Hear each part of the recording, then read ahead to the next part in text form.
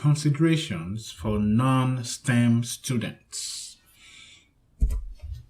In this lesson, we are going to talk about the most important strategy for non-STEM students that are hoping to go through the NIW route for permanent residency. Apart from that, we are going to talk about the strategies, but we will really look into some of the sample projects that have been approved with some of these law firms that represent people. So we'll talk about some sample projects of non-STEM students who got the NIW approval, so you can understand how to go about, strategizing for your own national interest waiver while you are still a student or postdoc. Now, the most important strategy, the most important thing you need to get into your head right now is you need to be very, very creative while you are choosing your project. So like you see on the screen, the most important strategy is creativity in your grad school research design or topic.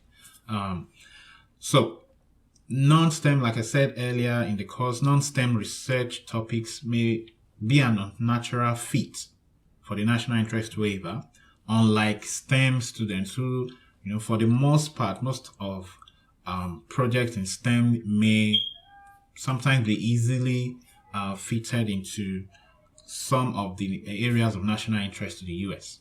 So what you need to do is to find ways to be creative, find ways to intertwine your research with vital areas of national interest, which we talked about earlier, includes environment, national security, welfare, health, and economy. And we'll look at some sample projects soon that tried to do some of this.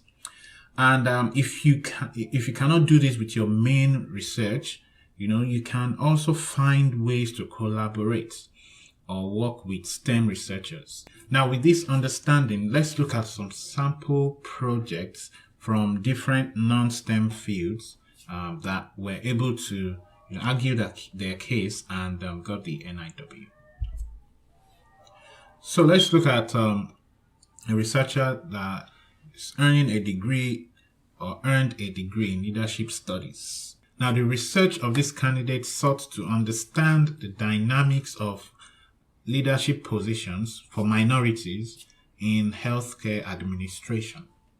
So she claimed this would, if we understand this will help improve diversity in healthcare and decisions that would impact the welfare of minority populations in the United States. So you can easily link this to how, of course, improve diversity, right? Both in healthcare, and if we can improve this diversity, it could impact the economic welfare of this minority population and also, that economic state in their communities as well, if they are getting some of these good jobs.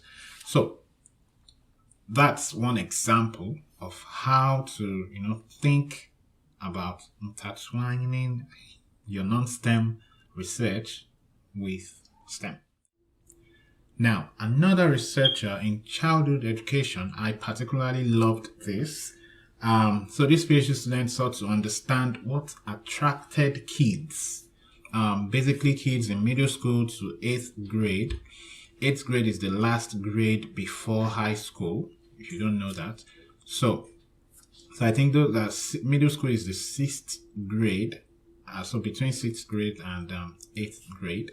So she sought to understand what attracted kids in their county to STEM, but she focused mainly on mathematics. And the claim here is the outcomes will benefit both research and practical applications in the field of mathematics, learning and education, and it will improve policies aimed at steering kids towards STEM, how to steer kids towards STEM. And her plan, as part of her future plan, is to continue to study this particular topic in other areas of STEM, science, technology, engineering, and so that we can understand how to encourage, what are the things to encourage these kids to go towards a STEM related career in future.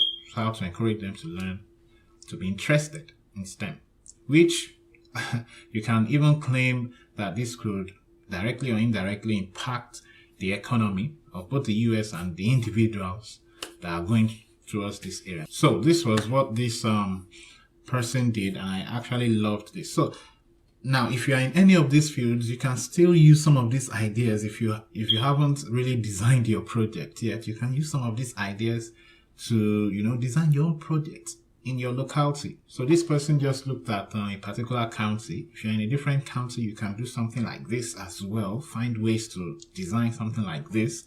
But you still have to be able to develop all the supporting documents that we discussed earlier. And this is another non-STEM project from a candidate in law. So this person was an adjunct professor, actually. So he finished his PhD and his teaching as an adjunct, but he's doing some side, research. And his research was, he conducted an analysis of the core legal and regulatory issues in telemedicine. So core legal, telemedicine is becoming huge now in the US, if you don't know that. So what he did was to study, what are the regulatory issues or potential regulatory issues that practitioners might get into, and how we can think about solving this. And like I said here, the continued work in this area, if the US allows him to stay through the National Interest Waiver, has potential benefits for HIPAA, privacy laws, and the health of US persons. Now, HIPAA, if you don't know, is, like I said, privacy laws for people who are using any health-related programs. So I think HIPAA stands for Health Insurance Portability and Accountability Act. So it's something that has been passed into law. But now with the advent of telemedicine, we need to, review some of the regulatory issues that this could cause, in terms of how we collect patients' data and store them over the internet, while meeting patients over the internet. So this was an interesting one as well. And, these are some of the examples of people that were creative, how they were creative in how they designed their projects. And apart from that, they were still able to get all the supporting documents that we talked about earlier. So these are some of the ways you can strategize or re-strategize if you're already in a program to, design a project that would potentially fit into the required areas for the NIW as regards your permanent residency in the US. Now, when you have this, when you have something that you can relate to all these areas of national interest, then you would have to work towards getting all these supporting documents that we talked about in an earlier chapter.